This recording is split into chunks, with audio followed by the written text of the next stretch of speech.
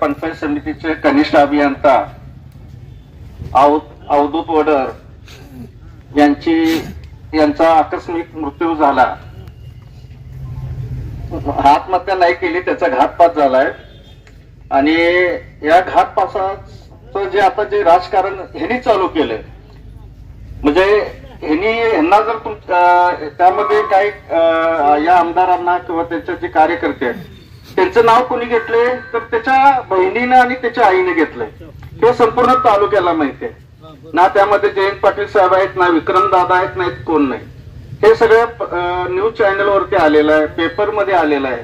तरी सुद्धा काही कारण नसताना त्यांनी काल निषेध मोर्चा म्हणजे निषेध व्यक्त करण्यासाठी आमच्यात खोटे गुन्हे दाखल करतोय म्हणून त्यांनी मोर्चा काढला. अरे बाबा, त्या घरातला माणूस ओबीसी समाजामधला तो मुलगा आहे, तो ओबीसीचा नेता स्वतःला समजतोय. तू त्याच्या घरी काय केला नाहीस ह्याचं पहिल्यांदा तू कारण दे. तू गुन्हा केला नाही किंवा तू त्यात नाही तर तू ते जत तालुक्याला नव्हे संपूर्ण महाराष्ट्राला सांग की माझा त्यामध्ये काही संबंध नाही, काही नाही.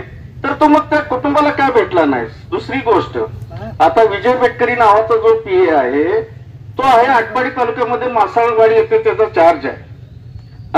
तो आमच्या जत तालुक्यामध्ये काम काय करतो, इथल्या प्रशासनाला का त्रास देतो, ह्याचं एक त्यांनी उत्तर द्यायचंय. बरं, गुन्हा तो म्हणतोय ना सगळीकडे की आम्ही केलंच नाही. अरे हे आता लोकांना जतला कळा लागलंय. जतची लोक वेडी नाही ती.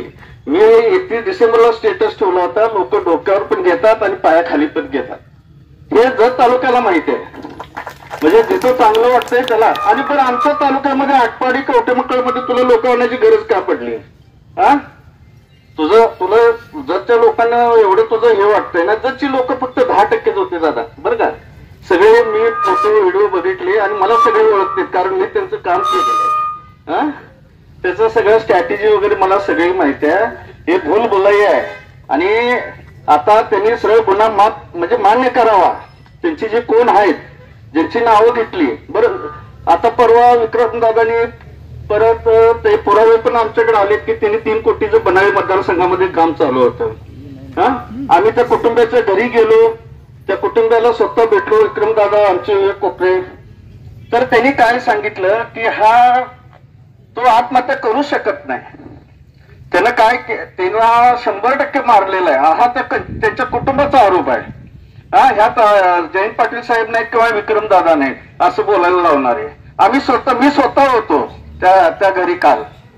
तर खोटे आरोप म्हणजे एक तर मान्य करावा आणि त्याची सीआयडी चौकशी सीडीआर हे ते तू बोल की बाबा. तू ते मुलाचं घे ना. तू आमच्या तालुक्याला तू प्रथम नागरिक आहे. आणि ह्या जत मध्ये आई यल्लम्मा आणि चिंकी बादशाची भूमी आहे. इथं अति चालत नाही, इथं मातीच होती. हे जत तालुक्यानं बघितलंय. आणि इथं भले भले आले, भले भले गेले, त्यांना मातीत या जतनं घातलंय. आणि तुला आता घालायची वेळ आली आहे. तू मान्य कर. काय आता मान्य करायची गरज आहे की गुन्हा मान्य करा ज्यांनी केलाय आणि सरळ त्याला सामोरे जावा. आणि परत एकदा जे आमच्या तालुक्याचे फार गरीब पोरग होतो. मी पण या व्यवसायामध्ये असल्यामुळं जवळजवळ 5-6 वर्षापासून मी त्याला ओळखतोय. त्याच्यावर नाही खोटे आरोप काय तर आता षडयंत्र त्याचं चालू आहे. काय हे सगळं चुकीचं आहे. आणि आमदार गोपीचंद पडळकरांचं मानसिक संतुलन बिघडलंय. तुम्ही बघा, कारण मला माहिती आहे ना, त्या माणसाला मी ओळखतोय चांगलं. पूर्ण मानसिक संतुलन बिघडलंय. आता कृपामयाची वेळ येणार, नाहीतर हिटलर सारखी आत्महत्या करावी लागणार. एवढं मी सांगतो. Press the bell icon on the video and never miss another update.